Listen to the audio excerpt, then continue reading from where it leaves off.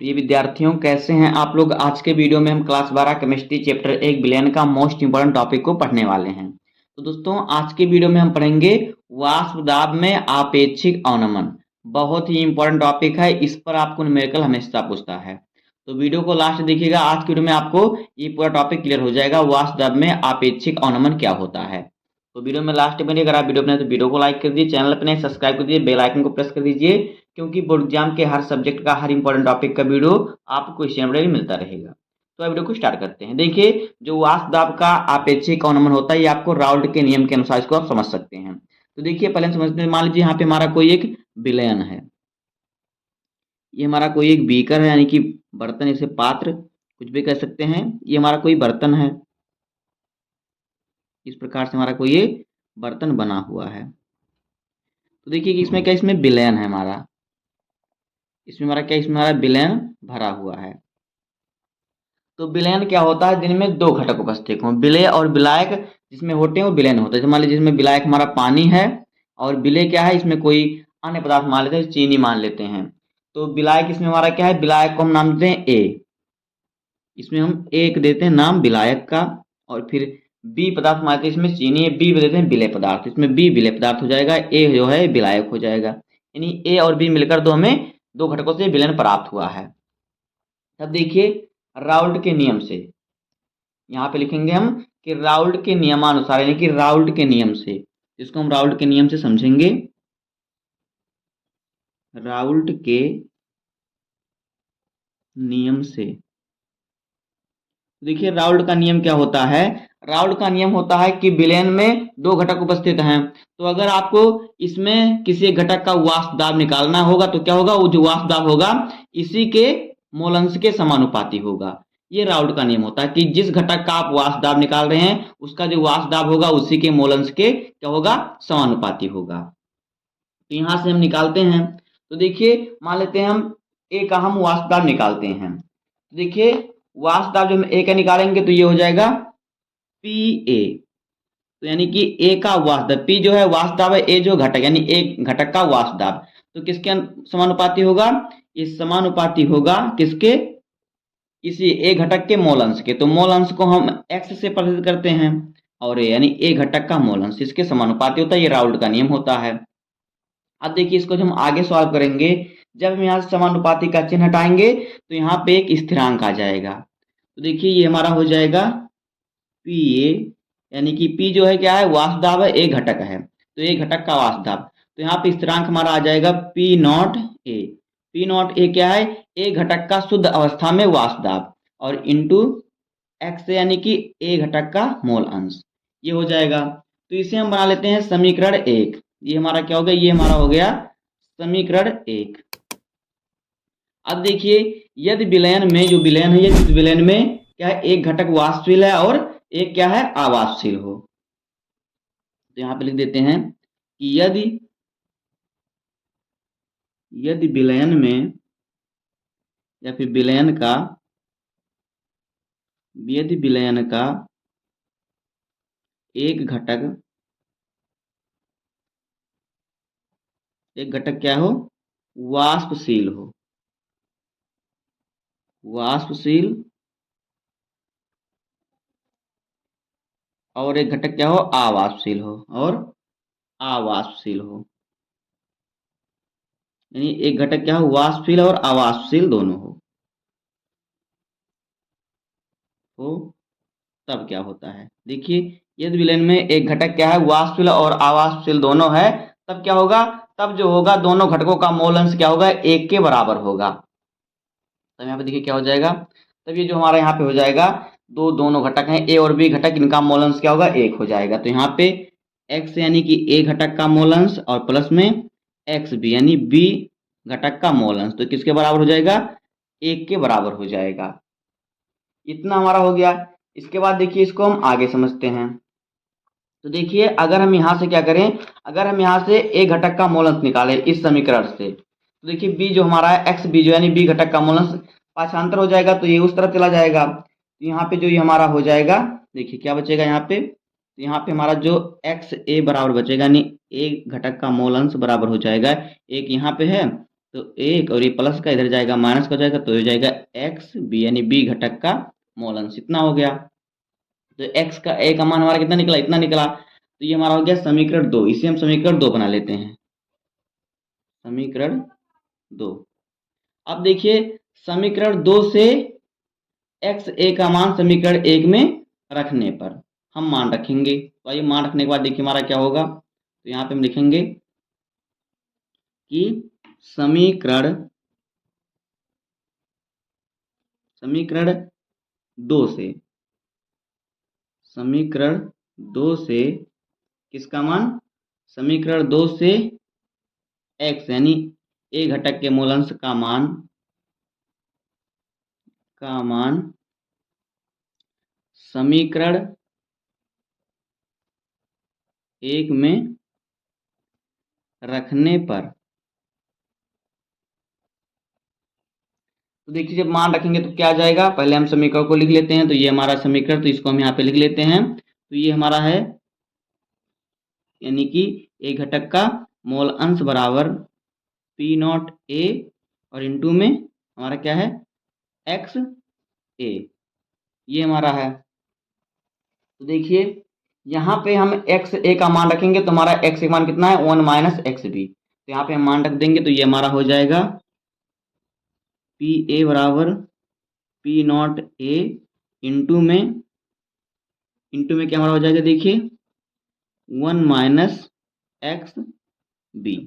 अब देखिए P not ए का गुणा इसके अंदर हो जाएगा, तो ये हो जाएगा पी ए बराबर क्या हो जाएगा, यहाँ पे देखिए पी नॉट ए और माइनस में क्या हो जाएगा, P not A X B into में, यानी इसका गुणा इसके साथ होगा।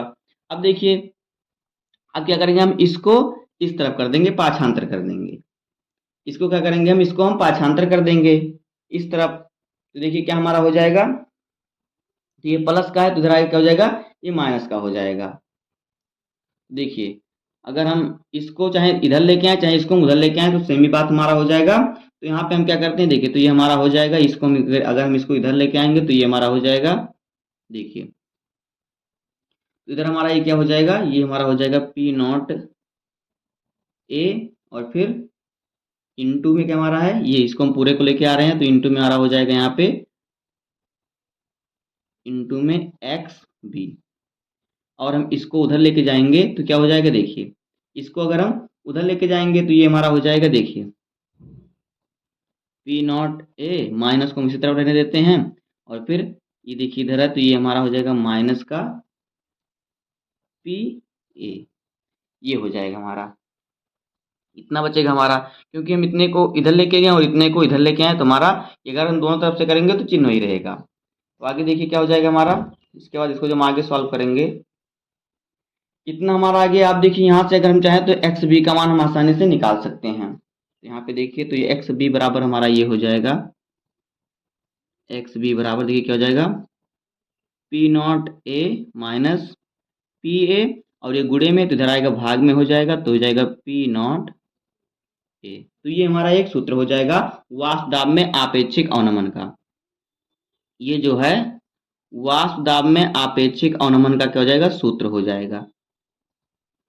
अब देखिए यहाँ पे कौन सी चीजें क्या है मैं आपको बता देता हूँ। जो एक्स बी है ये है बी घटक का मोल अंश। पी नॉट ए क्या है, पी नॉट ए जो है ये शुद्ध अवस्था में ए घटक का वाष्प दाब, और पी ए जो है ये पी घटक का वाष्प दाब। अब देखिए ये हो गया वाष्प दाब में जो वाष्प दाब में आपेक्षिक अवनमन का सूत्र। तो यहाँ पे लिख देते हैं, यहाँ पे लिख देते हैं वाष्प दाब का आपेक्षिक अवनमन, वाष्प दाब का आपेक्षिक अवनमन,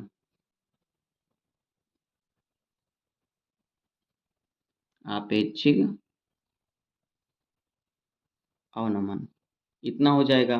अब देखिए जब वाष्पशील पदार्थ में अवाष्पशील पदार्थ हम मिला देते हैं तो क्या होता है, वाष्पशील का जो आपेक्षिक अवनमन होता है वो अवाष्पशील पदार्थ के मोल अंश के क्या होता है, बराबर होता है। तो ये क्या होगा, इसके अगर मोल अंश के बराबर होगा एक्स बी, देखिए अगर हम एक्स बी का मोल अंश निकालें, एक्स बी हमारा ये मोल अंश है, तो मोल अंश बराबर क्या होता है, मोल अंश बराबर हमारा देखिए क्या होता है, जैसे कि यहाँ पे हमारा ये क्या है, ये हमारा देखिए क्या है, विलेय है। तो अगर हम विलेय का मोल अंश निकाल रहे हैं, बी घटक हमारा जो विलेय था, तो अगर तो क्या करेगा, बी घटक के मोलों की संख्या और बटे विलयन में उपस्थित दोनों घटकों के मोलों की संख्या, यानी विलेय तथा विलायक दोनों घटकों के मोलों की संख्या। तो उसी को हम यहाँ पे लिख देते हैं। तो देखिए जब हम मोल अंश का सूत्र लगाएंगे, एक्स बी यानी बी का मोल अंश बराबर क्या होता है, देखिए मोल अंश का सूत्र होता है मोलों की संख्या बटे विलयन में उपस्थित सभी घटकों के मोलों की संख्या। तो बी हमारा विलय यानी विलय के मोलों की संख्या बटे विलय तथा विलायक दोनों के मोलों की संख्या। तो यहाँ पे हमारा हो जाएगा, देखिए इसका हम सूत्र लिखेंगे तो क्या हो जाएगा, यहाँ पे देखिए ये हमारा हो जाएगा एन बी, यानी कि एन क्या है, एन है मोलों की संख्या, बी यानी बी घटक के मोलों की संख्या, और फिर बटे में हमारा क्या हो जाएगा, एन बी यानी बी घटक के मोलों की संख्या, और फिर क्या हमारा हो जाएगा, और एन ए यानी कि ए घटक के मोलों की संख्या। ये ए हमारा विलायक और बी जो है विलेय है। ये होता है मोल अंश का सूत्र, यानी कि विलेय के मोलों की संख्या और बटे में विलेय तथा विलायक दोनों घटकों के मोलों की संख्या। तो बराबर में हमारा जो है इसको हम लिख देंगे, तो ये हमारा हो जाएगा P not A minus P A और बटे में पी नॉट ए, ये हमारा हो जाएगा।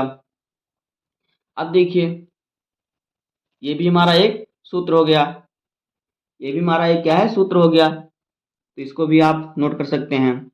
उसके बाद देखिए अगर हम इसको और जो सॉल्व करेंगे तो क्या होगा, यदि मान लेते हैं कि विलेय घटक की संख्या मानते हैं कि बहुत कम है, बहुत थोड़ा हमने लिया, तो यहाँ पे लिख देते हैं कि विलेय घटक की संख्या थोड़ा लेने पर यदि विलेय की मात्रा थोड़ी या कम ली जाए, की मात्रा थोड़ा लिया जाए, थोड़ा सा लिया जाए, देखिए ये विलेय पदार्थ की मात्रा बहुत ही कम लिया जाए तब क्या होगा, तो देखिए तो हम नीचे वाला जो विलेय के मोलों की संख्या हटा देंगे, इसको नहीं लिखेंगे, तो ये हमारा बचेगा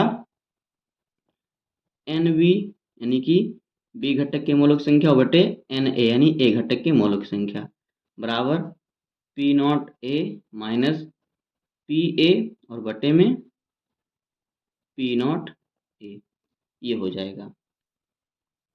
अब देखिए ये क्या होता है, मोलों की संख्या, विलेय के मोलों की संख्या बटे विलायक के मोलों की संख्या।